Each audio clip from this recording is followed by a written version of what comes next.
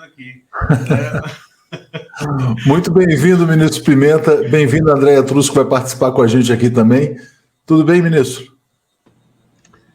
Boa noite, Andréia. Boa noite, Lula, nosso querido Luiz Costa Pinto. Boa noite, Leonardo Atushi. Sempre é uma alegria, né? Um prazer poder estar aqui no 247 junto com vocês. Reencontrar, né? Esse grande público do 247. E estou muito feliz em poder ter encontrado esse espaço aqui na agenda de vocês para poder estar aqui. Não, a gente que agradece, muito bom. Andréia, boa noite para você, tudo bem, Andréia? Boa noite, Atushi, boa noite, Paulo Pimenta. Muito tempo que a gente não se vê mesmo. Boa noite, Lula, boa noite à comunidade. Estamos bem, estamos bem. Seja bem-vindo, ministro. Queria já formular a primeira pergunta, Pimenta, que é o seguinte: essa semana foi muito boa para o governo Lula, né? Vitória no Congresso, o número da economia fantástico, muito melhor do que se imaginava, todas as projeções melhorando, mas parece que tem uma genie, né? Toda hora, mas tem problema na comunicação, a comunicação não funciona. E aí eu queria te pedir para explicar didaticamente para o nosso público por que a comunicação do governo gera tanta controvérsia, qual que é a sua visão a respeito disso, por que há tanta impaciência em relação à comunicação. Por favor, ministro. Olha, gente, em primeiro lugar, eu trato esse tema com muita tranquilidade e recebo de forma muito tranquila as opiniões que o nosso povo tem, e acho que é muito bom que esse debate possa acontecer, né? Só gostaria de fazer um balanço rápido, como tu fizeste, Atush, sobre a semana, né? Qual era o grande objetivo do governo na semana? Era aprovar a medida provisória, mantendo, né, a estrutura que o presidente Lula apresentou ao país no dia 1º de janeiro, a estrutura dos 37 ministérios, assim por diante. E esse objetivo foi alcançado, né? Então, em determinado momento, parecia que o mundo tinha acabado, que o governo sofreria uma grande derrota, né? E nada disso aconteceu. Quer dizer, nós concluímos a semana de uma forma muito positiva. Tivemos aí o resultado do PIB, que surpreendeu muita gente pelo aspecto positivo. Tivemos também o relatório do CAGED, um recorde de geração de empregos, são mais de 700 mil empregos com carteira assinada, criados esse ano. E o presidente Lula hoje, lá em São Bernardo, uma série de agendas importantes. Então, uma semana positiva, uma semana boa, né? A comunicação, Atush, sabe que a gente sempre brinca, né? A culpa sempre é da comunicação. O governo é bom, tudo é bom, o problema é da comunicação. Então, a comunicação é sempre o mordomo dos governos, né? É o culpado. Né? Eu costumo dizer para as pessoas assim, eu acho que qualquer atividade que a gente realiza, a gente tem que ter um método de aferição, né? Se está funcionando, se não está funcionando. Uma professora, por exemplo, ela é alfabetizadora. Ela tem lá 40 alunos. O objetivo dela é alfabetizar aqueles alunos. Ela vai chegar no final do ano e nós vamos ver quantos foram alfabetizados, né? Se ela foi uma boa professora. E tem um ou outro que tem lá algum motivo que não se alfabetizou, né? Enfim, qualquer atividade. Como é que a gente analisa a comunicação de um governo, né? Pela leitura, pela imagem do governo. Quando o governo é bom, é mais fácil de comunicar. Quando o governo tem mais dificuldades, é mais difícil de comunicar. Mas o Lula, que tem muita experiência nessa área, quer dizer, a tarefa de quem faz comunicação governamental é apresentar o governo para a sociedade. E como é que você mede isso, né? Você mede isso através de pesquisas, através de monitoramento, através de tracking, né? Esse é um jeito. Fora disso, é o campo da especulação. O presidente Lula venceu a eleição com 39% do total de votos que estavam... O total de brasileiros e brasileiras que podiam votar na eleição, 39% votaram no Lula. 37% votaram no Bolsonaro. Foi a menor diferença desde o período, né, da redemocratização. 1,8% de diferença. Tivemos 24% de brasileiros e brasileiras que não participaram da eleição. Não foram votar, votaram branco, votaram nulo. Né? Então, esse é o desenho, esse é o Brasil que nós encontramos. Um Brasil que eu costumo dizer que ele é um Brasil calcificado. Né? Bueno, nós tivemos 9 pesquisas desde o início do ano, Leonardo, 9, de diferentes institutos. O ótimo e o bom oscilou entre 38 e 43. A última pesquisa foi da CNP, o ótimo e bom teve 43, foi o melhor desempenho desde o início. Né? O ruim e o péssimo diminuiu e aumentou o regular. O regular chega a 30%. Mas tem um dado interessante. Quando tu analisa no regular a expectativa com relação ao futuro, 55% das pessoas têm uma expectativa positiva. Torcem para o governo da Selva. Né? Então, qual foi o objetivo do governo? Qual foi o objetivo da comunicação do início do governo? Devolver ao povo brasileiro direitos e programas que haviam sido retirados. O Bolsa Família, Minha Casa Minha Vida, né? O Mais Médico, o PAA, o Brasil Sorridente. São legados muito positivos que existem na memória da sociedade. As pessoas associam esses programas à vida melhor que elas tiveram durante os nossos governos. Né? Então, a primeira fase do governo foi essa, devolver esses programas. Mas tem um detalhe, André, que muitas vezes as pessoas não se dão conta. O presidente Lula só ganhou a eleição entre as pessoas que ganham até 2 salários mínimos e têm, no máximo, o ensino fundamental, completo e incompleto. Todos os demais segmentos da sociedade, o Lula não ganhou. E o que chama atenção, o nosso pior desempenho foi entre quem ganha de 3 a 5 salários mínimos e tem ensino médio completo ou incompleto. 3 a 5 salários mínimos, nós não estamos falando dos muito ricos. Então, qual é o desafio da comunicação do governo? Em primeiro lugar, consolidar a nossa base. Segundo lugar, abrir um diálogo com aqueles que não votaram em nós. Conseguir que aquelas pessoas que não votaram em nós nos ouçam, conheçam os nossos programas, conheçam as nossas ações, se disponham a abrir um diálogo conosco. Para isso é preciso fazer uma comunicação institucional e não uma comunicação de disputa. A comunicação do governo não é a comunicação da eleição. Na eleição você comunica para ganhar voto de uma parcela da sociedade. O governo comunica com toda a sociedade. Esse é um governo de união e de reconstrução. Portanto, ele não é um governo e ele não é uma comunicação que pretende ser uma continuação daquilo que foi a eleição. Porque o povo brasileiro elegeu o Lula para virar essa página, a página da intolerância, a página do ódio, onde as famílias não podem mais se reunir, muitas famílias não podem passar o Natal, não podem passar a Páscoa, não podem passar o Dia das Mães juntos. Então, o Lula que o Brasil quer é o Lula Mandela, é o Lula da união, da reconstrução. E a comunicação do governo do presidente Lula precisa ser essa. Né? Então, eu recebo de forma muito fraterna as opiniões, muitos companheiros e companheiras me trazem muitas ideias, eu recebo todos os dias muitas ideias. Né?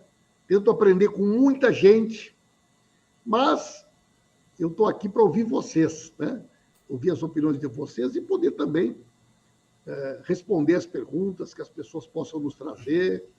E acho que é uma oportunidade muito boa de poder conversar com um povo que majoritariamente votou no Lula e que quer que o governo dê certo e que, naturalmente, tem as suas opiniões e a gente deve receber elas de forma muito tranquila e de forma muito respeitosa. Lula, Andréia, quem segue aí com as perguntas, por favor? Deixa eu caminhar por aqui.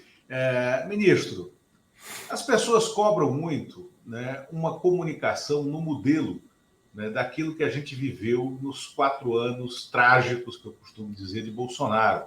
Live, aquele embate em rede social. Mas chegou-se a falar, mesmo no âmbito de governo, que poderia ter uma live semanal, um programa semanal, que não veio. E também não veio a negativa oficial, né? Agora, o presidente Lula sabe que ele tem o poder de pauta, né? Hoje de manhã, quando foi dito que o presidente falaria na Universidade Federal do Grande ABC, eu até alertei aqui na nossa redação, eu disse, olha, vamos fazer o link e abrir, porque certamente o Lula vai fazer um discurso lá que vai consolidar a semana o que aconteceu. E foi exatamente o que aconteceu, né? Ou seja, me parece que o presidente tem total conhecimento da capacidade de comunicação dele e que ele pauta, né, por meio dessa comunicação direta, nos eventos em que participa, a política da semana. Ou seja, não teremos essas lives, né? É isso. Não, Lula, veja bem, o presidente Lula, é muito importante essa consideração que o Lula está fazendo, é um grande comunicador, gosta de falar, gosta de se comunicar, e acha que é importante, sim, que ele tenha a oportunidade de poder falar direto com a população. O presidente quer fazer lives. Agora, vejam bem, esse modelo de lives semanais, lives diárias, tem presidente que fala todos os dias. Ele normalmente tem sido um modelo utilizado por pessoas que não falam com a imprensa. O Trump, por exemplo, só falava nas suas próprias redes. O López Obrador, todos os dias de manhã cedo, faz uma live. Por pessoas que querem controlar, né, o discurso do contrário. O próprio Bolsonaro fazia aquela live dele semanal e não tinha diálogo com a imprensa. A imprensa não tinha acesso. Agora, imagine essa semana. O Lula, segunda-feira, conversou com a imprensa depois do encontro com o Maduro. O Lula, na terça-feira, fez uma fala depois do encontro com os presidentes.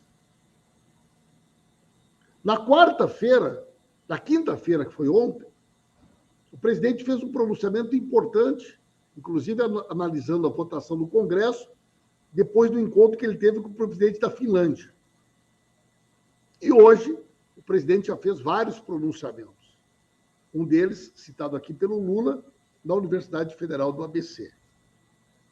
Pergunto a vocês, o presidente da República, que fez 4 pronunciamentos importantes essa semana, tratando de todos os temas da conjuntura, que o Lula tratou, das questões internacionais, o Lula tratou, né, da votação no Congresso, o Lula fez um balanço da semana.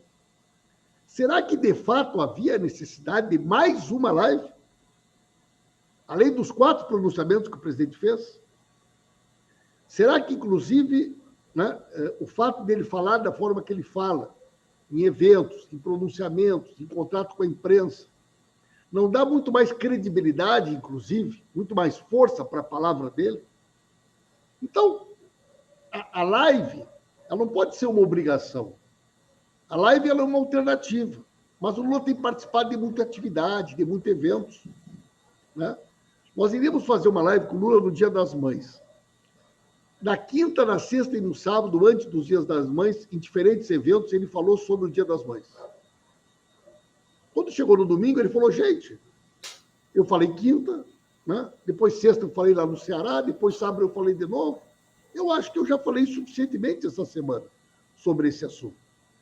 Isso não quer dizer, e essa decisão é uma decisão dele, né? Quer dizer, quem vai decidir a hora que vai fazer a live ou não vai, não sou eu. Né? Eu, por mim, ele fazia live toda hora. Né? É ele, gente. Né?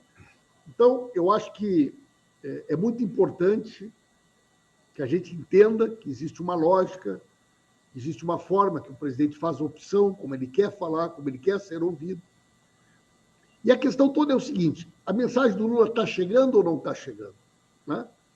Quer dizer, essa é a questão. Nós temos pesquisas, nós temos monitoramento. Eu vejo algumas pessoas dizerem assim: mas os programas do governo as pessoas não sabem. Elas não tomaram conhecimento. Daí eu pergunto para a pessoa: tá, mas de onde é que tu tirou essa informação que as pessoas não sabem? Não, é que na minha timeline não apareceu. Né? No meu Insta não apareceu. No meu Twitter não apareceu.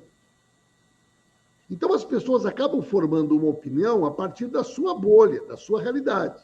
Né? E, quando na realidade nós temos pesquisas e nós temos públicos que nós queremos comunicar.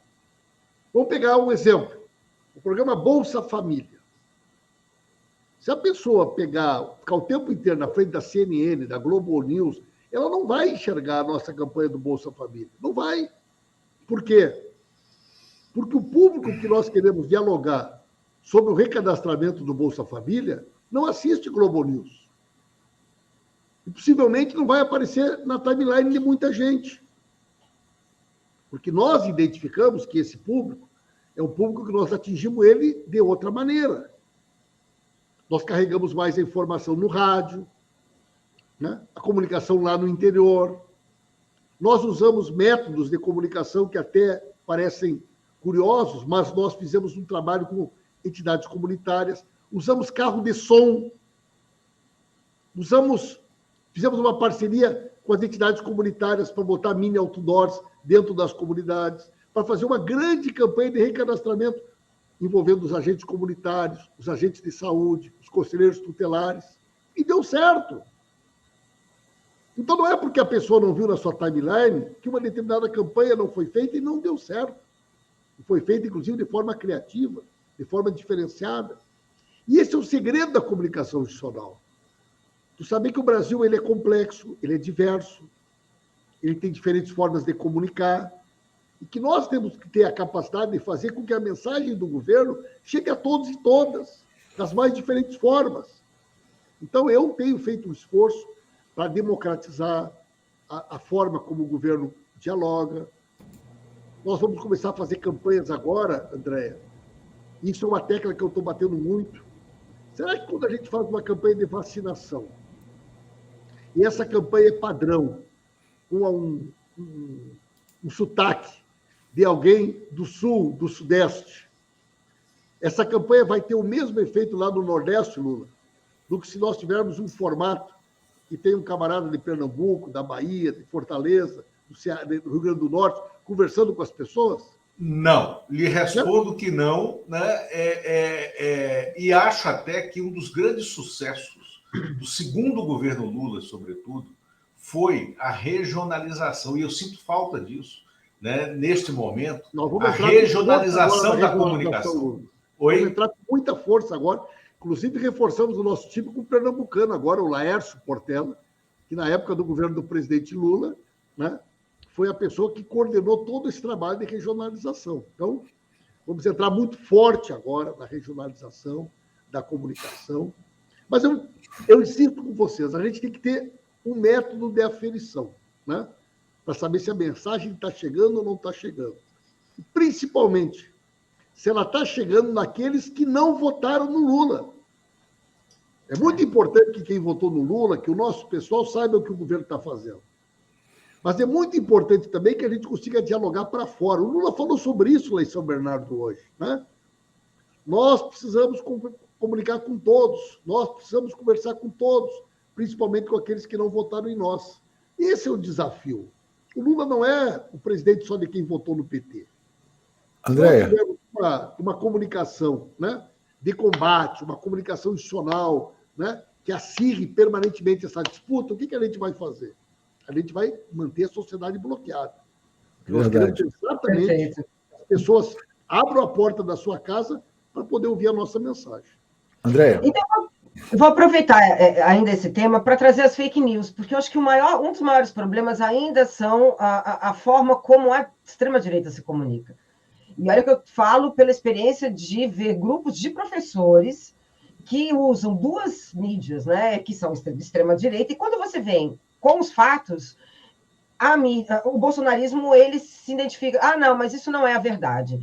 Paulo Pimenta, como é que a gente sai dessa situação de lidar com uma alienação em massa, porque parece que é uma lavagem cerebral em grupo, e como a Secretaria de Comunicação pensa, porque também é esse eleitorado que você disse agora, que não votou no Lula, que de alguma maneira a comunicação chega, seja pela situação econômica que melhora, mas esse diálogo, né, vocês estão pensando em alguma coisa mais específica?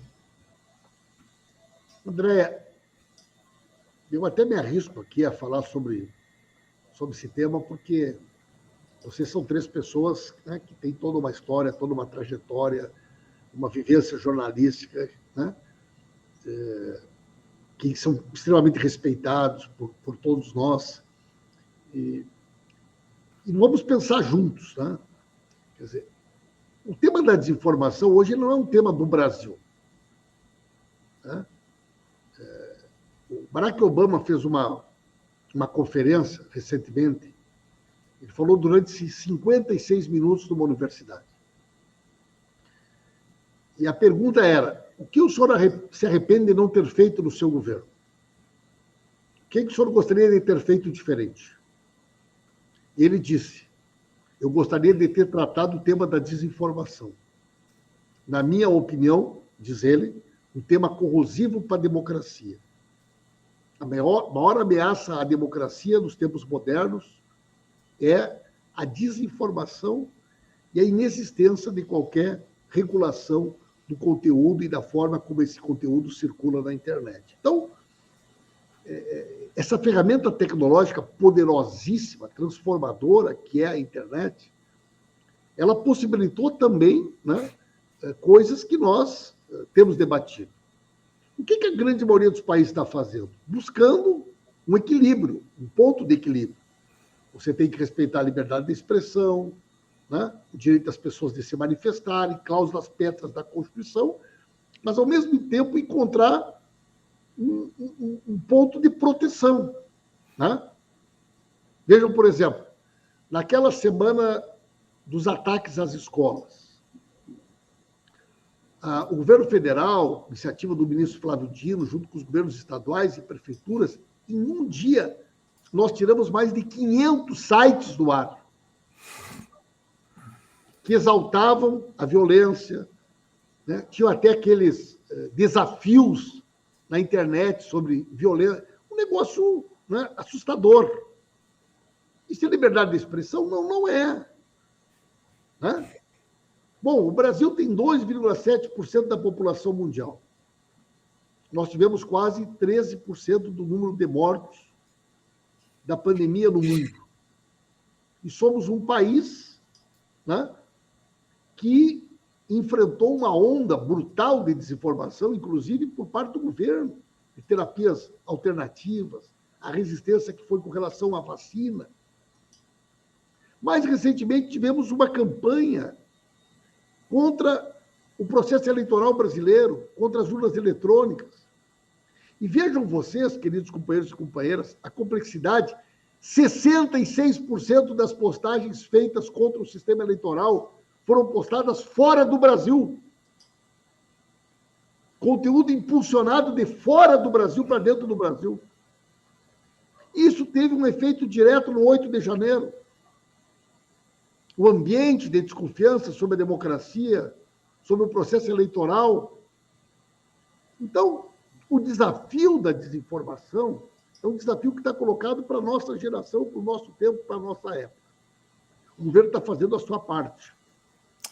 Posso pegar só uma carona aqui rapidinho, ministro, em relação ao tema da desinformação, porque o governo Lula, né, o presidente Lula, ele foi preso em razão de uma campanha de desinformação promovida pela mídia tradicional.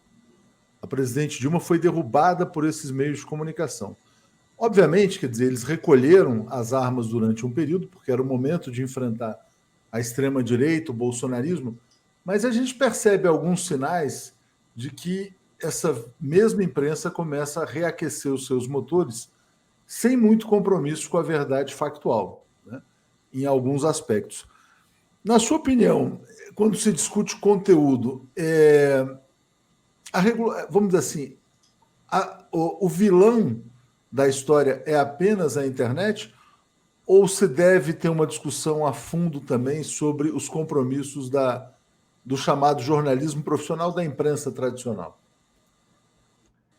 Olha, Tuxi, e a gente já acompanha esse debate há muitos anos, né?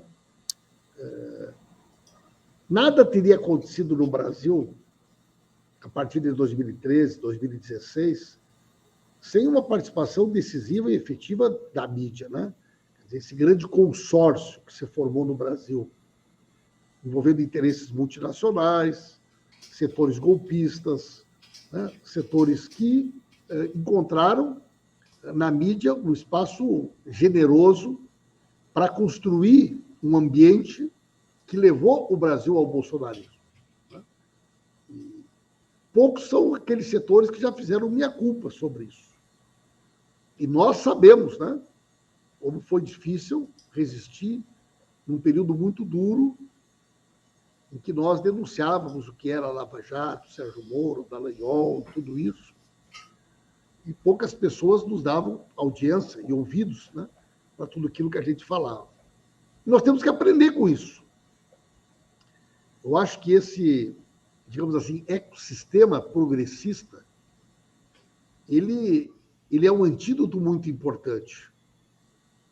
Né? Essa capacidade que nós observamos no Brasil, onde o 247 é um dos principais expoentes de uma mídia independente, né? Capaz de oferecer para as pessoas. Se nós não tivéssemos, né, a nossa rede progressista durante a Lava Jato, por onde as pessoas teriam ficado sabendo daquilo que nós pensávamos, daquilo que nós achávamos? Eu fui líder da bancada do PT durante mais de 2 anos. Eu sou o único deputado na história que foi líder da bancada do PT por mais de 1 ano. Durante todo o tempo que eu fui líder, eu nunca dei uma entrevista na Globo, eu nunca dei uma entrevista na RBS, eu nunca dei uma entrevista nos grandes jornais. Havia um processo, em determinado momento, onde se escolhia não só quem era do lado de lá, eles escolhiam também quem era do nosso lado que deveria ganhar visibilidade. Então, acho que nós não podemos jamais ignorar isso, Leonardo. E o compromisso, né, de construirmos uma imprensa independente, uma mídia independente, ele é um compromisso inegociável para todos nós. Agora, no dia 15, até o dia 15, eu quero conseguir publicar um decreto que vai permitir que as rádios comunitárias possam fazer parte do ecossistema de comunicação e publicidade do governo federal. Tá? É uma coisa que há muitos anos existe essa reivindicação. Nós vamos mudar o decreto. Tudo aquilo que eu puder fazer para ampliar, para fortalecer, para consolidar, né, ambientes saudáveis, democráticos de comunicação que desconcentrem a mídia no Brasil, pode ter absoluta certeza que no nosso governo, principalmente na minha gestão, esse compromisso é um compromisso inegociável. Lula, você... Pô, ministro, então, agora, muita gente também se ressente bom, queria ouvi-lo sobre isso. Eu já ia dar a minha opinião, preciso me segurar aqui para isso. Da ausência já de uma marca de governo, de uma imagem, de um fio condutor que embale toda a comunicação de governo. Né? É muito cedo para essa ansiedade, isso está em construção. Né? O que é que a gente pode esperar nessa linha? E uma outra coisa, comunicação custa, democracia custa, comunicação custa. Né? E vocês, como é que está o caixa de governo, né, nesse primeiro ano, que o orçamento não é de vocês, para essa gestão de comunicação? Queria que você explicasse também para quem nos ouve que comunicação também tem esse custo. Muito bem. Veja bem, Lula, o governo do presidente Lula, ele tem uma marca que é um grande guarda-chuva. Né? O grande objetivo do governo do presidente Lula, ele se expressa, né, no slogan União e Reconstrução. Essa é uma marca que foi escolhida pelo presidente Lula antes, inclusive, da posse. O presidente Lula quis traduzir dessa maneira o grande objetivo do seu governo. A ideia-força do seu governo. Agora, como é que nós estamos trabalhando? Nós vamos trabalhar com fases, com momentos do governo. O presidente Lula venceu uma eleição com um determinado público. Pessoas que ganham até 2 salários mínimos e que têm, no máximo, o ensino fundamental. Se nós observarmos, todos esses programas que foram devolvidos ao povo brasileiro, eles têm como público-alvo prioritário esse grupo. Minha Casa Minha Vida, né, da forma como ele foi estruturado. O Mais Médicos, o Bolsa Família, o Brasil Sorridente, o PAA. Né? Todos esses programas que são coisas muito fortes na memória das pessoas. Inclusive, a semana que vem a gente vai relançar o Farmácia Popular, que muita gente não sabe, é o mais popular de todos os programas, é o Farmácia Popular, no imaginário das pessoas. Eles tinham por objetivo responder prioritariamente para essa base, que é a base mais vulnerável. E eu percebi, o PA voltou, o Bolsa Família voltou. Um dia eu estava vendo uma notícia da imprensa, o Zé Gotinha voltou, o Mais Médico voltou. Na realidade, é como se a população estivesse dizendo, o Lula voltou. Né?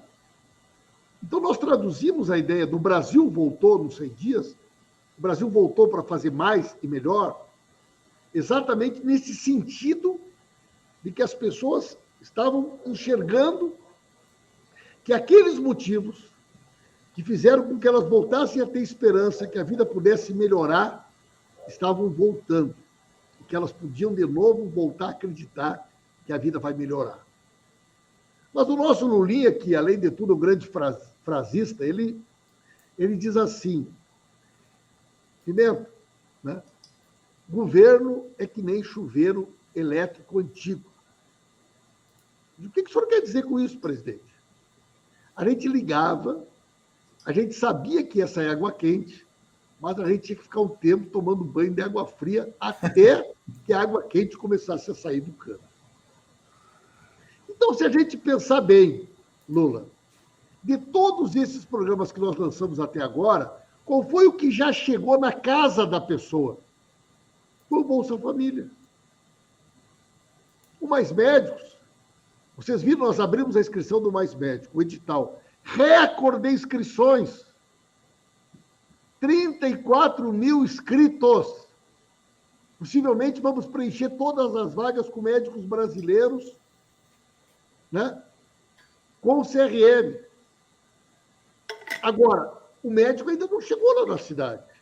Ele vai chegar daqui uns dias. O chuveiro está esquentando. Né? O PAA, a compra direta de alimentos, o programa de fortalecimento da merenda escolar, né? ele ainda não chegou. Porque o poder público ele leva um tempo. O novo Minha Casa Minha Vida, o Farmácia Popular. Então, as pessoas, aos poucos, elas vão começar a notar. Olha, a isenção do imposto de renda agora fez com que o pessoal que ganha até 2 salários mínimos, ou um pouco mais de 2 salários mínimos, vai pagar muito menos ou não vai pagar imposto de renda. Não. Quem é assalariado em folha teve um aumento real. Quer dizer, deixou de deixar o dinheiro lá o salário mínimo, pela folha. Primeira vez, depois de tantos anos, voltou a ter um ganho real. Durante os nossos governos, Leonardo, o salário mínimo teve 74% de ganho real, André. Isso é poder de compra para o aposentado, para a aposentada. O trabalhador, a trabalhadora rural aposentado tinha poupança, guardava o dinheiro, o povo comia melhor. Aí tu fala com as pessoas e elas dizem assim, a gasolina caiu, o diesel caiu, o álcool caiu, o bujão de gás caiu o preço, a picanha diminuiu o preço, o açúcar diminuiu o preço.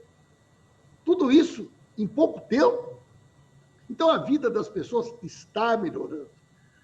E a nossa gente tem que ter a compreensão de que nós somos um governo de 4 anos, né? Um governo com enormes desafios. O presidente Lula é o grande maestro, é o grande técnico dessa engrenagem. Eu tenho muita confiança no trabalho que ele realiza. Tem uma sensibilidade, uma facilidade de enxergar as coisas.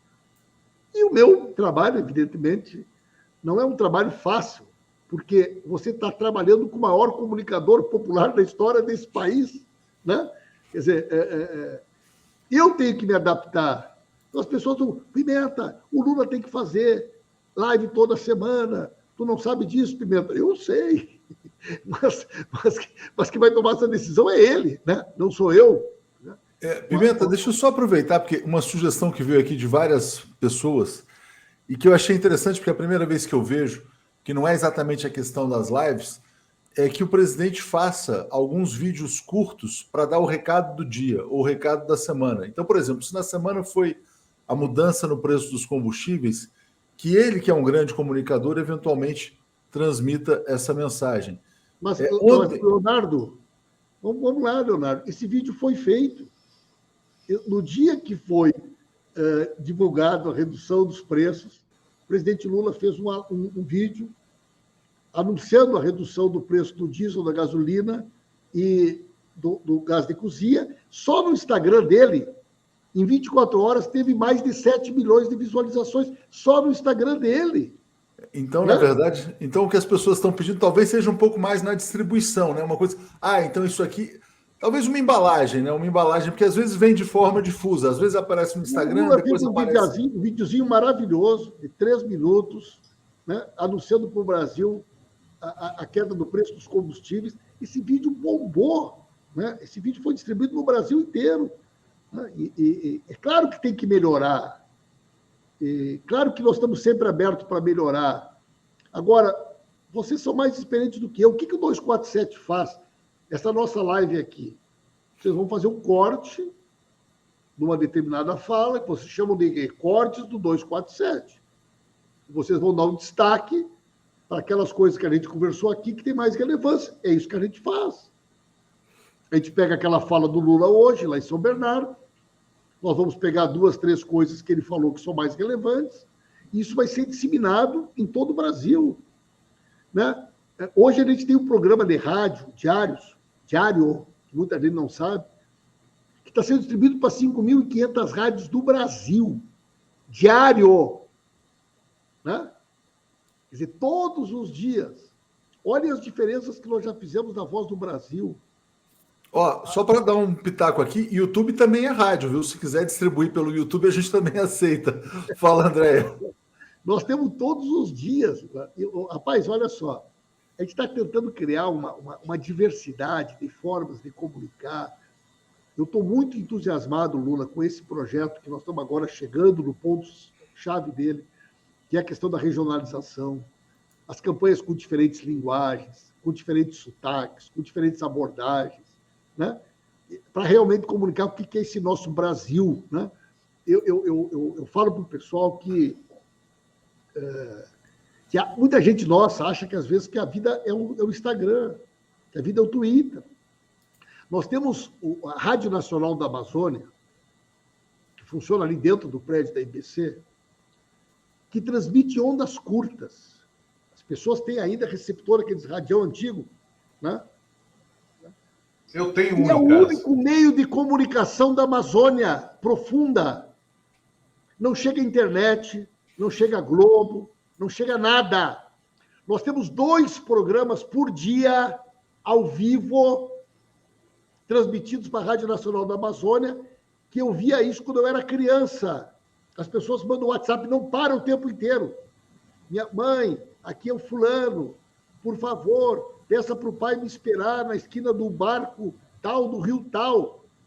O Marcelo Canelas, meu colega de aula, foi fazer o Globo Repórter nessa região da Amazônia, e ele chegou lá e disse assim, numa comunidade, vocês conhecem o Antônio Fagundes? As pessoas disseram, não, nunca ouvi falar. Conhece Fernanda Montenegro? Não. Sabe quem é Mara Régia? A mulher falou, é o nome da minha filha. A Maria Régia é a comunicadora da Rádio Nacional da Amazônia. os artistas que eles conhecem. Nós tivemos teledramaturgia produzida aqui em Brasília, na EBC, até 2016. Parou quando começou a pandemia, gente. Porque tem uma imensa parte do Brasil que a única forma de comunicação até hoje são ondas curtas do rádio. E o Brasil é diverso, o Brasil é complexo. O governo não pode imaginar, né? Alguém perguntou aqui, mas o povo ainda ouve rádio? Alguém perguntou agora aqui. Gente, né? A gente faz pesquisa de hábito de mídia. Eu fiz uma pesquisa em cada estado, em cada horário. Ou como é que vocês acham que das 5 às 7 da manhã, a hora que a trabalhadora está indo para o serviço, operário, muitos operários desse país, como é que vocês acham que eles estão ouvindo as notícias, gente?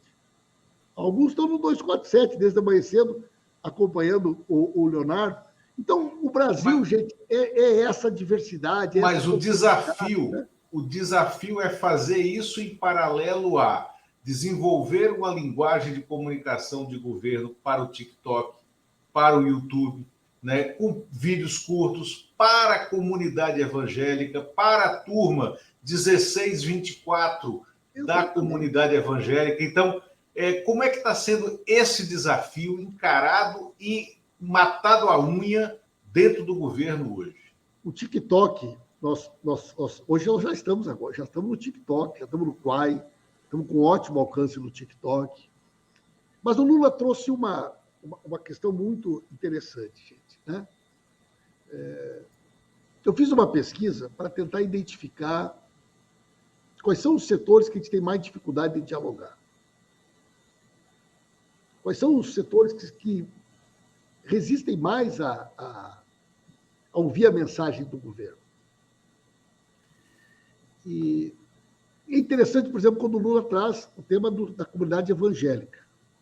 É uma comunidade importante, né, que tem uma forma de pensar, uma forma de ver o mundo, tem uma cultura, um jeito de comunicar, e que muitas vezes o jeito que a gente fala não é o jeito que essa mensagem chega de forma adequada. Eu estava conversando com vários comunicadores evangélicos esses dias, e uma senhora disse assim para mim: ministro, por que razão, quando o senhor fala fake news destrói as pessoas, fake news destrói a família, não é mais fácil o senhor dizer mentir é pecado? Se o senhor disser mentir é pecado, não vai ser mais fácil das pessoas compreenderem o que o senhor quer dizer? Será que a comunidade evangélica... Então, esse esforço que eu quero fazer, eu estou fazendo, eu estou convencido de que ele é fundamental. Porque eu quero exatamente que o governo tenha essa diversidade da linguagem. Quando eu cheguei lá na Bahia, fui com o Lula na Bahia, ontem eu estive na Bahia de novo, mas nós começamos esse programinha de rádio que a gente bolou, que ficou muito bom. Eu cheguei lá na Bahia e perguntei: vocês estão usando o nosso programa? E o camarada nosso falou: não usei nenhuma vez. Ele falou: mas por quê? Meu programa está tão bom. Ele falou: com essa linguagem, com esse sotaque?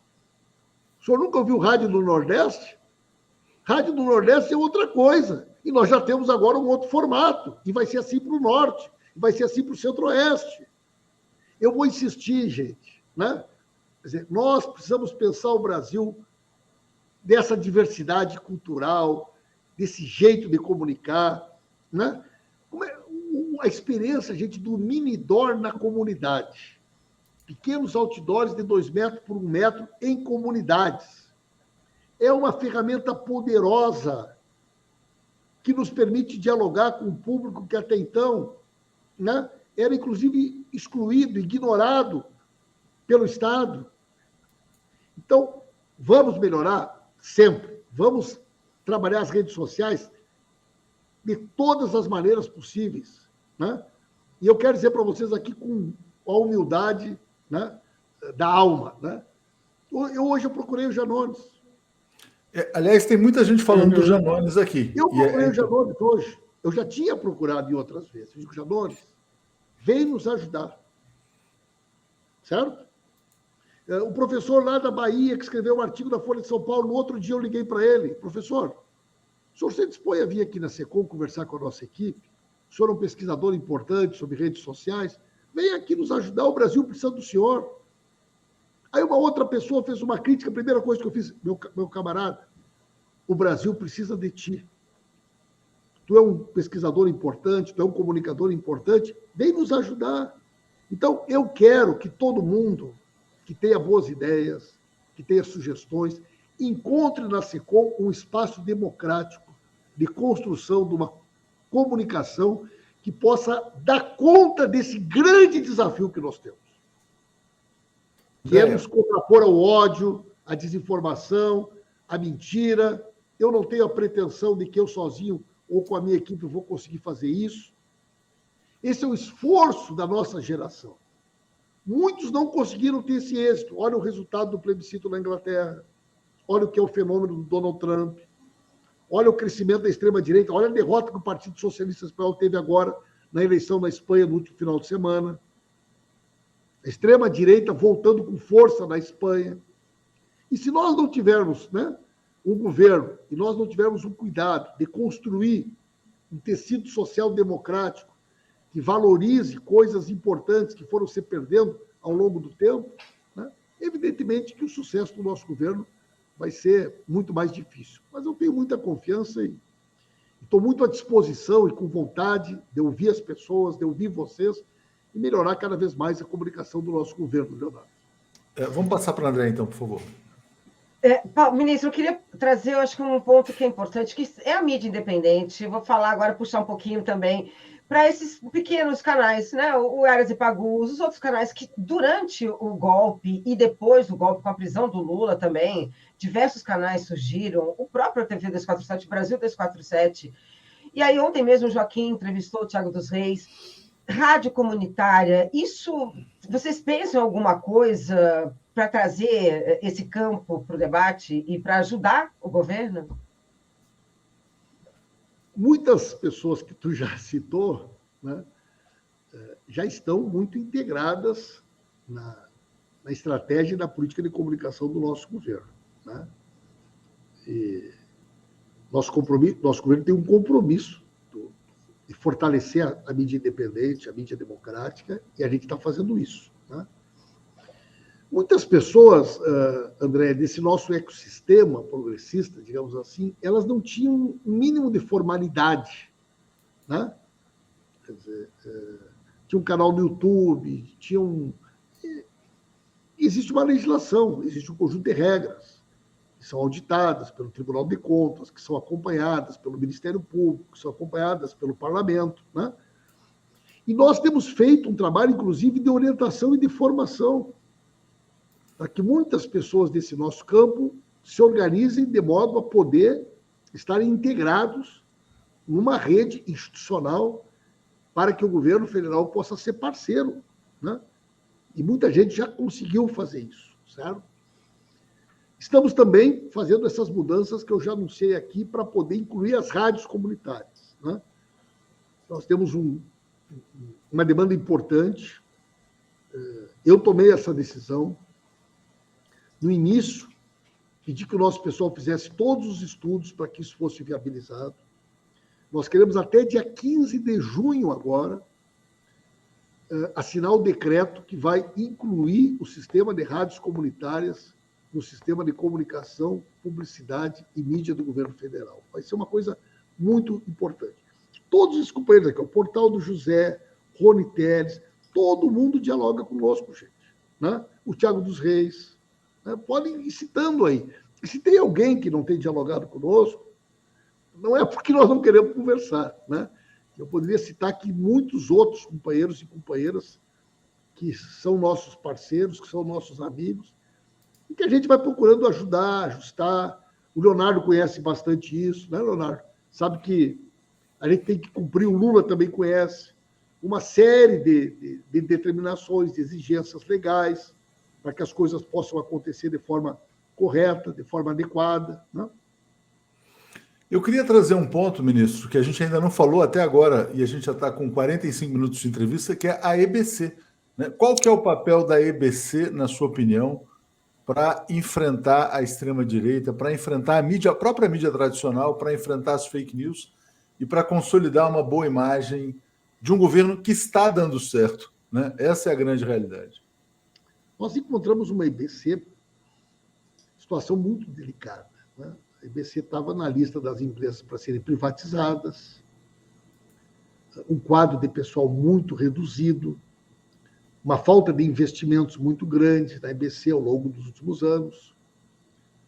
O presidente Lula e eu convidamos o Hélio Doyle, que é um jornalista respeitado, né, amigo de todos nós, para assumir essa tarefa. O Hélio está fazendo um grande trabalho. Nós estamos reestruturando toda a parte da programação, da parte de redes, né? Hoje eu fiz uma reunião de trabalho durante boa parte da tarde. Dentro de poucos dias, aquilo que vamos chamar assim da nova IBC vai estar aí batendo na porta do povo brasileiro, né? Uma programação audaciosa, voltando com jornalismo forte, voltando com esporte, né? E com um sinal aberto. E o Leonardo sabe o que significa quando eu digo isso. Nós queremos que o nosso amigo Rony Teles, que está aqui, o nosso amigo escreviador, possa pegar o sinal, botar no ar lá no seu site, lá na sua comunidade, transmitir, comentando em cima e monetizar o conteúdo da IBC, né? Produzir conteúdo para poder democratizar a informação e fortalecer toda essa nossa rede progressista, toda essa nossa rede, né, importante. Eu acredito muito nesse projeto da IBC. Nós vamos fazer aquilo, Leonardo, que lá no início tu me dizia, que não adianta só disponibilizar fotos. Hoje nós temos que disponibilizar pequenos vídeos, sem marca d'água, inclusive, para que o pessoal possa utilizar, reutilizar. Tudo isso está dentro do desenho, né, de uma nova agência Gov que vai surgir para distribuir conteúdo de forma ampla para todo o sistema de comunicação do país. Algumas coisas já entram agora em junho no ar, e até julho a nova IBC está 100%, nova programação, um conjunto de novidades, batendo na porta do povo brasileiro e oferecendo uma alternativa potente e importante. E importante, ministro. Eu estou apaixonado pela TVE da Bahia, né? Ontem eu estive lá. Eles compraram o Campeonato Baiano. Na final do Bavi, eles tiveram o Ibope somado mais do que a soma de todas as TVs do estado. Eles estão batendo 5 vezes o Ibope da Globo News em Salvador, a TV da Bahia. Com uma super programação. É possível, sim, fazer TV pública de qualidade, né? Nós vamos transmitir a Série D do Brasileirão. E vai me contemplar. Vai me contemplar. Com Santa Cruz, viu, ministro? Nós vamos fazer uma parceria com o Brasil inteiro. Tem um monte de gente que torce para o time da Série D. Não vai, nós vamos estar lá. Quem é que está buscando para botar o Paralímpico? É nós que estamos buscando. Quem é que está buscando outras alternativas na área da cultura? Então, a nova IBC está chegando. Vamos passar para o Lula. Só queria registrar aqui o João Pedro, nosso desenhista, disse que foi uma Tava lá grande ontem, honra te conhecer Salvador. ontem. Ele te conheceu ontem. Ele queria registrar aqui publicamente. Diga, Lula, por favor. Eu não gosto, não quero me gavar, digamos assim. Mas eu fui o primeiro a entrevistar o João Pedro. Eu que apresentei o João Pedro para o Leonardo. É verdade. E fui o primeiro a entrevistar o Juliano Madeirada. Também é verdade. Né? Lancei esses 2 baianos. Muito bom. O nosso querido maior artista autista do mundo, né? E o nosso amigo Juliano Madeirada, do HIT, né? Está na hora do Jair, que foi o número 1 do Spotify no mundo. Maravilha. Bom, na condição de contemplado pela transmissão da Série D, né, eu quero pegar primeiro a EBC. A EBC ainda não começou um processo de liderança, né, das TVs públicas, né, para a democratização das transmissões. A EBC hoje tem uma excelente relação conosco aqui, com todo o ecossistema da mídia digital independente. É muito importante para o nosso dia a dia como veículo, mas a gente teve, há 15 dias atrás, um episódio que poderia ter sido um desastre, né? Não foi, conseguimos contornar, mas não resolver ainda. E que poderia ter sido liderado pela EBC, ainda pode. Por exemplo, a TV Câmara derrubou a transmissão de todos os canais, o UOL, Metrópolis, Nosso, Fórum, né, DCM, todos os canais de mídia digital independente, dizendo que a gente não poderia retransmitir, né, aquele conteúdo, né, porque nós éramos canais que tinham monetização, porque nós não dávamos o devido crédito, e G1 também derrubou todas as transmissões, não fazendo como faz a EBC, produção de conteúdo e distribuição de conteúdo. Então, eu acho que a EBC precisa liderar, né, esse processo. Depois, Lula, essa história da TV Câmara? Devolveu depois. Não, resolveu no dia, foi um erro. Resolveu no dia, mas ficou pendente. Por quê? Porque na estrutura interna da SECOM da Câmara, que é dirigida pelo Gilmar Tato, que é do PT, mas a burocracia da SECOM da Câmara está dizendo que eles estão certos, né? Então, esse processo ele ainda precisa ser acelerado para que o conteúdo público de comunicação pública seja potencializado na sua distribuição. E eu acho que a EBC tem que ter esse papel. A outra questão, ministro, diz respeito à comunicação direta com os políticos, né? Você, por exemplo, faz esse papel, muitas vezes se expondo, e se expondo num diapasão, né, político muito grande, a ponto de virar alvo da oposição, né? O governo vai seguir fazendo dessa forma e expondo um quadro dele, ministerial, né, que está na SECOM, ou isso é algo que é do momento, né, e está sendo repensado por vocês? Porque tem um preço político sendo pago aí. Olha, Lula, eu estou aqui, vocês me conhecem, né, e sabem que eu procuro fazer a política da forma mais transparente. Só não consigo conversar com mais gente porque o meu dia tem só 24 horas e a minha semana tem só 7 dias, né? Eu costumo chegar no Palácio, o Lula sabe disso, 7h15, 7h30, né? Saio do Palácio 10 horas da noite, 11 horas da noite, trabalho 15, 16 horas por dia. Eu achei engraçado que esses dias saiu uma matéria, disse assim, deputado Paulo Pimenta prioriza agendas no Rio Grande do Sul. Eu fui uma vez na minha cidade desde o início do ano, num sábado. Uma vez. Né? Quer dizer, hoje a minha dedicação é praticamente integral a gente poder fazer isso. Né? Mas a gente tem que ir fazendo essa mediação, né, Lula? Da exposição, da proteção. Né? No primeiro momento é natural também que tem esse monte de convite, de convocação para que a gente vá na Câmara. A gente vai lá, fala uma vez, fala duas. Dali um pouco ele já não sabe se querem que a gente volte, que a gente não volte. Né? Então, nesse aspecto, vocês estão batendo todas as metas, porque eu acho que a oposição agora tem medo dessas convocações. Não, deixa o ministro responder, eu vou fazer um comentário. Pode falar, Leonardo. Não, é porque é o seguinte, eu queria te mostrar uma imagem que tem a ver com a próxima entrevista que a gente vai ter aqui logo na sequência. Né? Paulo Pimenta, em Curitiba, foi uma das pessoas que mais combateu os abusos da Operação Lava Jato, que, inclusive, num momento foi decisivo naquele dia em que o presidente Lula foi libertado e o ex-juiz suspeito Sérgio Moro, hoje senador, de férias, né, entrou em ação para descumprir uma ordem judicial. Daqui a pouco, ministro, a gente vai ter aqui o Joaquim de Carvalho entrevistando o Tony Garcia, que é um empresário importante no Paraná, que foi usado pelo Moro para grampear políticos sem autorização judicial. Inclusive o então governador do Paraná, o Beto Richa. O que aconteceu no Brasil é muito atípico, né? A gente está vendo um momento de virada histórica, a sua atuação foi decisiva. Ontem o Cristiano Zanin foi indicado ministro do Supremo Tribunal Federal.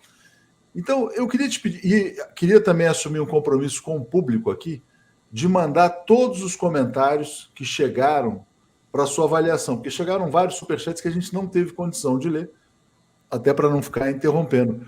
Mas eu queria fechar a entrevista, até para chamar para a próxima. Qual é o balanço que você faz desse momento histórico no Brasil? Que você sempre acreditou que chegaria, né, mas para muitas pessoas parecia impossível essa virada histórica. Hoje você é ministro, o Cristiano Zanin é indicado para o Supremo Tribunal Federal, Dallagnol é deputado cassado e o Sérgio Moro está sendo delatado pelo nosso próximo entrevistado. Por favor, Pimenta. Olha, Leonardo, eu, em primeiro lugar, quero dar o meu testemunho aqui de como também o 247 foi corajoso, foi importante, foi fundamental em todo esse processo, né? Eu acho que a coragem do presidente Lula, ela acabou inspirando, né, um conjunto de iniciativas, de ações que permitiram que nós pudéssemos chegar aonde nós chegamos. Todos nós corremos um risco muito grande. O presidente Lula estava condenado, tinha mais 7 processos a ser julgados. Muitas pessoas apostavam que o Lula nunca mais sairia de Curitiba, ou que era uma página virada da vida política do nosso país. E nós tivemos a coragem, num determinado momento histórico, de construirmos uma contranarrativa contra aquela hegemonia esmagadora, e, de certa forma, isso foi também, né, um motivo de inspiração para tanta gente. Eu faço referência aqui para o Vadi, porque o Vadi foi um grande parceiro que eu tive nesses momentos mais difíceis, quando eu estava na liderança da bancada do PT. E não é uma coisa... Eu fico pensando quando foi escrito esse período da história do nosso país, né? Quer dizer, o Lula sair do governo com mais de 80% de aprovação, com a trajetória que ele tem, uma das lideranças populares mais importantes do mundo, levado ao calabouço, levado ao fundo do poço, como ele foi, e conseguir surgir de volta, reassumir a liderança política desse país e aqueles protagonistas que estiveram ao lado dele nos momentos mais difíceis, hoje, ocupando posições de destaque, e os algozes da construção, né, desse período sombrio da história do nosso país, pouco a pouco sendo desmascarados, né, indo para o lugar de onde nunca deveriam ter saído, que é o lixo da história, que é o pântano da história, né? Então, é evidente que para nós esse momento tem um enorme significado, uma enorme dimensão histórica para a vida de todos nós e para a vida do nosso país, né? Essa luta está em aberto, né? Nós não estamos, ninguém nos garante que nós estamos vivendo o último capítulo desse livro nem desse filme, né? A história é um processo permanente de disputa, de construção. Nós enfrentamos um adversário que é poderoso. Temos que construir a cada dia, né, as condições políticas para que o nosso processo possa se afirmar.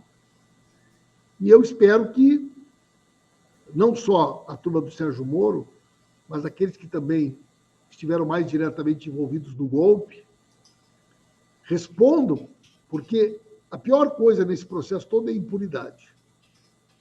Eu acho que a responsabilização dos culpados, para que eles respondam pelo que eles fizeram, é pedagógico, é fundamental para a democracia, e é fundamental para o futuro do nosso país. Quero agradecer muito a vocês pela oportunidade de estar aqui hoje. E sabe que sempre que me convidarem, aí eu volto, né? Não, com certeza. Obrigado pela pontualidade. Começou 8 horas, quase 8 horas em ponto, terminando 9 horas em ponto, então tudo cronometrado. Obrigado, Pimenta. Obrigado, Lula. E vamos chamar, então, o próximo entrevistado. Grande abraço, Andréia. Obrigado. Lula, Leonardo. Obrigada, ministro. Eu vou ler todos os superchats. Isso. Certo? Eu vou passar ler depois. com toda atenção. Valorizo muito a participação de vocês. Lamento também não poder ter respondido, porque são muitos comentários, mas eu vou ler cada um e valorizar muito a participação, a contribuição, as ideias que cada amigo e cada amiga nos trouxe aqui nesse importante debate. E a gente volta, então, para depois até comentar as suas posições, né? Quem sabe um segundo capítulo dessa entrevista. Obrigado, Pimenta. Obrigado, Valeu. até logo, ministro. André, Até logo, Atushi. ministro. Obrigado. Até mais. Obrigado. Valeu, Lula. Bom, vamos embarcar aqui o Joaquim, Andréia. E aqui o Tony Garcia está aqui, ele deve estar se ajeitando. Joaquim, acho que você acompanhou um pedaço da entrevista do Pimenta, importantíssima, né?